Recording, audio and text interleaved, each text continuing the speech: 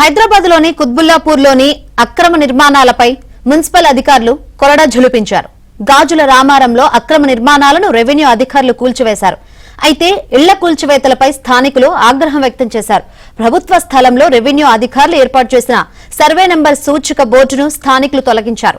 మరోవైపు హెచ్ఏఎల్ కాలనీలో కూడా పోలీసు బందోబస్తు అధికారులు కూల్చివేతలు చేపట్టారు.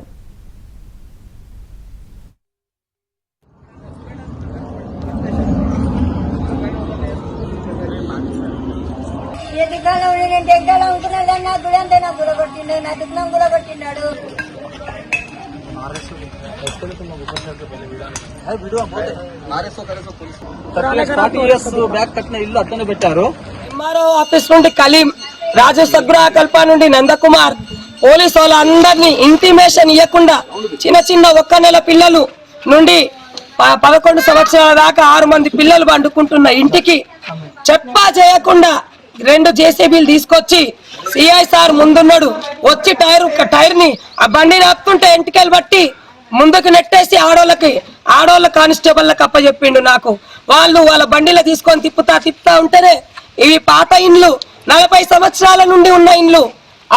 మన ఇక్కడ పూర్వకులు గాజుల రామారంలో ఉన్న వాళ్ళకు కూడా తెలుసు పాత ఇండ్లు. ఈ అన్నకు కూడా తెలుసు పాత ఇండ్లు. వాళ్ళు బర్మాలు పెట్టి గోడలు తడకాయించినాయి, రేకులు బలిగిపోయినాయి. ఆ మాట కూడా నేను పోలీసు వాళ్ళకి చెప్పుకున్నా. నా రిపోర్ట్ తీసుకోలేదు. ఇప్పుడు మనం చూస్తుంటే మొత్తం చుట్టుపక్కల ఉన్న గవర్నమెంట్ ల్యాండ్లలో బాజాప్తా కబ్జాలు చేసుకొని కోట్లు సంపాదించుకున్న వాళ్ళు ఉన్నారు.